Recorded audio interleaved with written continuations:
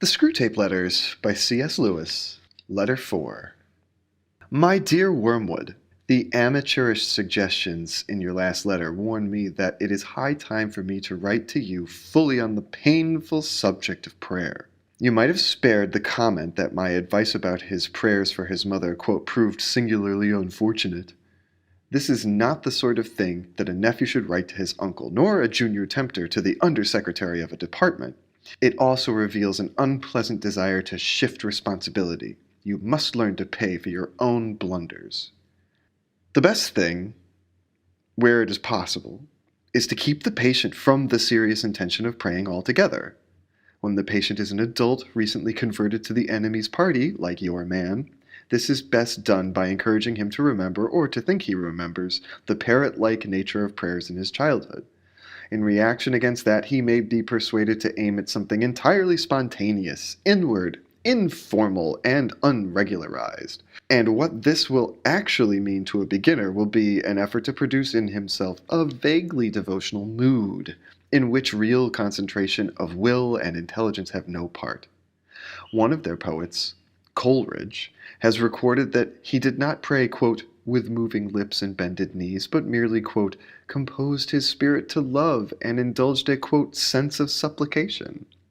This is exactly the sort of prayer we want, and since it bears a superficial resemblance to the prayer of silence as practiced by those who are very far advanced in the enemy's service, clever and lazy patients can be taken in by it for quite a long time.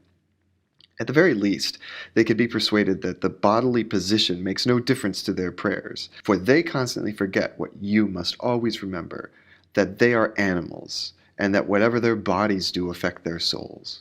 It is funny how mortals always picture us putting things into their minds. In reality, our best work is done by keeping things out.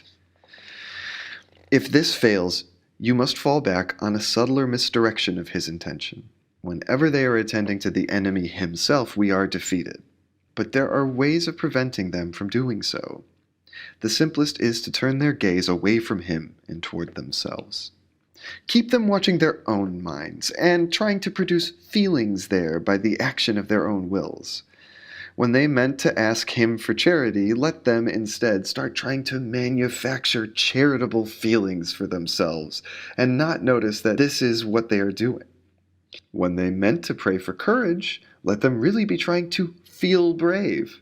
When they say they are praying for forgiveness, let them be trying to feel forgiven. Teach them to estimate the value of each prayer by their success in producing the desired feeling. And never let them suspect how much success or failure of that kind depends on whether they are well or ill, fresh or tired, at the moment. But of course, the enemy will not meantime be idle. Whenever there is prayer, there is danger of his own immediate action. He is cynically indifferent to the dignity of his position and ours as pure spirits, and to human animals on their knees. He pours out self-knowledge in a quite shameless fashion. But even if he defeats your first attempt at misdirection, we have a subtler weapon. The humans do not start from that direct perception of him which we, unhappily, cannot avoid. They have never known that ghastly luminosity, that stabbing and searing glare, which makes the background of permanent pain in our lives. If you look into your patient's mind when he is praying, you will not find that. If you examine the objects to which he is attending, you will find that it is a composite object containing many quite ridiculous ingredients. There will be images derived from pictures of the enemy as he appeared during the discreditable episode known as the Incarnation. There will be vaguer, perhaps quite savage and puerile images associated with the other two persons. There will even be some of his own reverence and of bodily sensations accompanying it, objectified and attributed to the object revered. I have known cases where what the patient called his God was actually located up and to the left at the corner of the bedroom's ceiling, or inside his own head, or in a crucifix on the wall. But whatever the nature of the composite object, you must keep him praying to it, to the thing that he has made, not to the person who has made him. You may even encourage him to attach great importance to the correction and improvement of his composite object, and to keeping it steadily before his imagination during the whole prayer. For if he ever comes to make the distinction, if ever he consciously directs his prayers, quote, not to what I think thou art, but to what thou knowest thyself to be, end of quote, our situation is for the moment desperate.